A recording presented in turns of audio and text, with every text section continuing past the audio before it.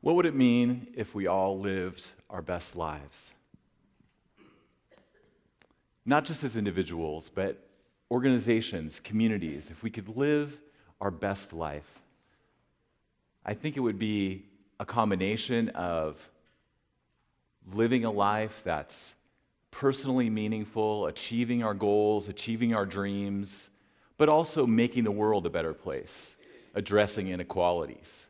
And so today I want to talk to you about being well, doing well, and take you through a few strategies that I think can help us think about how to move toward our best life. So I want to begin with what matters most, which is our values, the things we value, the deepest desires of our hearts. That's what values are. And the thing about values is that a lot of times they remain sort of assumed, implicit, and we don't take time to investigate or really look and see, do they apply in these new circumstances, in this new environment in which I'm living? So for me, I had an intense period of reflection back in 1997. So I was going through a tough time, a divorce, and I took all my ideas, my attitudes, my values, my beliefs, and I really tried to put them through the test. So I got to researching and thinking about the Holocaust, the Middle Passage, Native American genocide, Vietnam War, things that had touched me growing up. And through that exploration, a lot of things dropped off. A lot of my ideas couldn't stand the darkness test. But one thing did stand out to me, and that was the individual instances of human kindness, of compassion, and love. But I didn't have to look too far to find these kinds of tragic difficulties, the reality of human suffering that is a part of our world.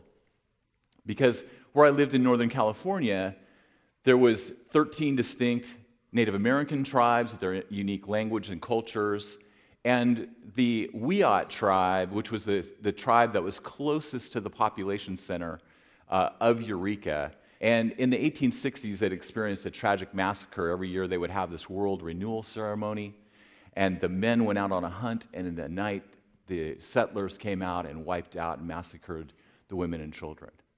Well, it was my good fortune to meet members of the Wiyot tribe back at that time, and especially Cheryl Seidner, who was the tribal leader of the Wiyot. And Cheryl was this amazing woman because she put up with so much ignorance around her. She was a true shepherd to her people. All the difficulties that we know can be endemic in Native American reservations. And she was involved, and what always stood out to me was her smile, her amazing smile. Regardless of the hardships that she was carrying, she had this tremendous smile. And her project at the time was the Wiyot Sacred Sites Project. So the Wiyot were trying to get back their original ancestral homeland, Indian Island. And so they had this Sacred Sites Project. And you'll note that there's no mouth on the woman. And so I want to give you a chance to hear Cheryl herself. As part of the campaign for love and forgiveness, Keat TV visited Cheryl Seidner, tribal chairwoman of the Wiyot tribe. Indian Island is the center of the Wiyot world and a sacred place. The brutal 1860 massacre of Indian Island's inhabitants and visitors abruptly ended centuries of ceremonial dancing and celebration. Today, the Wiyot tribe seeks to reestablish the cultural connection to the island by hosting the World Renewal Ceremony on its original location. In Wiyot, there is no word for love. Not like we hear people talk of love today. Love is caring for people that you love, that you watch over, take care of, your children, your grandparents, your parents, your brothers, your sisters, the people in the community that you go and split wood for and you make kindling for. You go and bring them salmon berries, you bring them salmon, you bring them eel. Love is many things, and it's not a feeling, but it's a feeling of caring that they don't just go away, that they're there. And having these opportunities to show each other kindness is love. And listening to someone who is upset and hurt or angry or just want to talk is love. So many things, though we may not have a word for love in the Wiyot language, it's our actions. So for me, what Cheryl expressed about compassionate action really was the core value that remained, that could stand through sort of the difficulties. What I looked at, and I looked out and I saw this darkness, but I saw this light. And to me, love was what made life worth living. And so at that time, I made a career choice. I'd been in business for 15 years, and I decided to go back to school to become a teacher.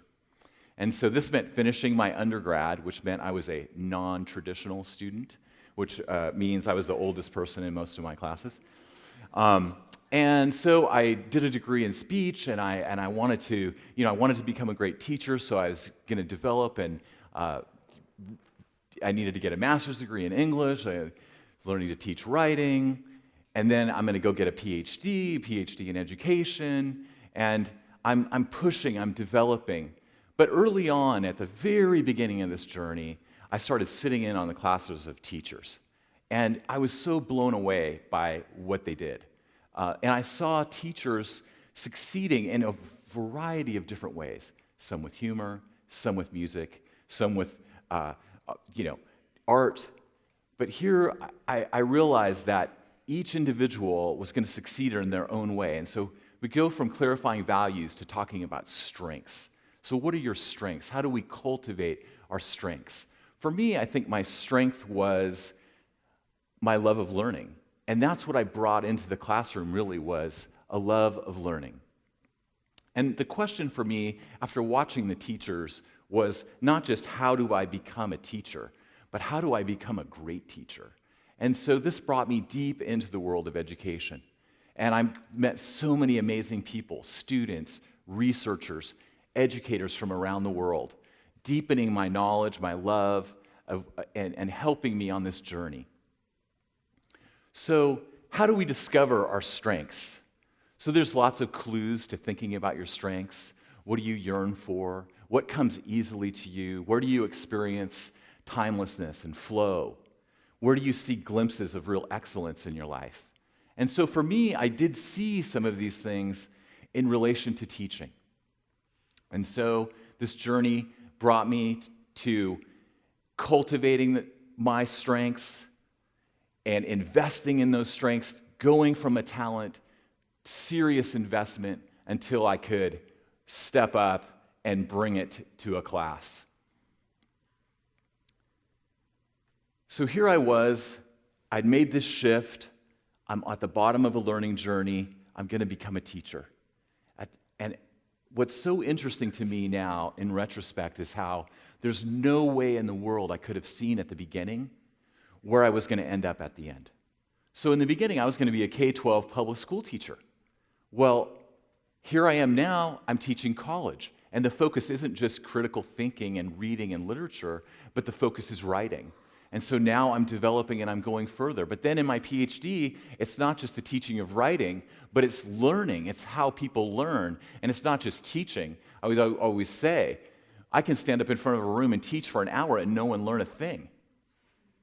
But understanding that, learning revolves around the minds of learners. And that my job as a teacher really is to facilitate that learning.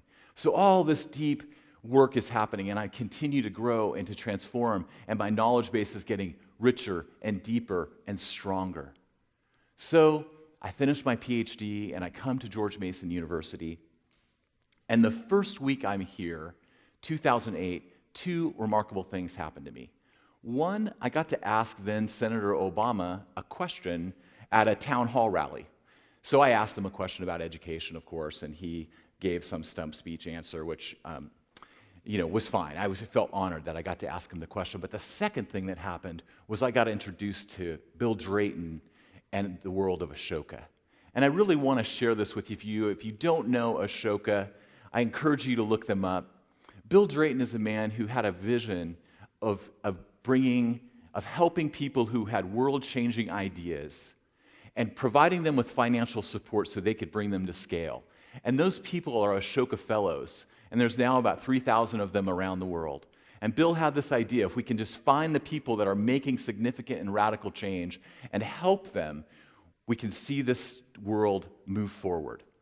Well, Ashoka went from direct services to networking those groups of change leaders together, and then ultimately working for an everyone a change maker world. So this is me, first week in DC at George Mason, Mr. PhD, Mr. Education, Mr. Writing, all of the teaching, and now I've got this whole brand new learning curve I'm on. Change making, change makers, social entrepreneurship, but it spoke to my core value, helping people reach their potential in life.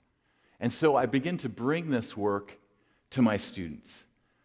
Yes, thinking about the global urgent challenges that we heard from some of our speakers today, and inviting them to research those problems and research the people who are doing something about those problems and coming up with arguments about who's making the best solution to these global challenges. And so this became a big part of what I was doing. So not only was I teaching writing and critical thinking, but now I'm teaching change making, all consistent with my values and connected to my strengths. So I started out with this dream of being a teacher, imagining myself as a high school teacher. Now here I am, 10 years later, and I'm teaching teachers. I'm working with teachers now. I'm working with students directly. And so this whole profile has changed, and the content has changed, and I never could have known from where I started that journey. And I wonder about that for you as you embark on your learning journeys, where they will take you. And the thing I want to encourage you with is to say, you don't know. You don't know. You got to climb to that one mountain to get to the one that's beyond it, to see what's really there. And you'll never know until you climb.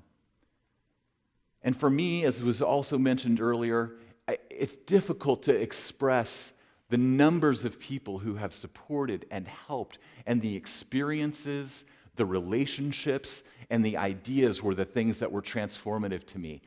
Education is definitely not about sitting in classes and listening to lectures. It's about meeting people, experiencing new ideas, and opening ourselves up to new experiences.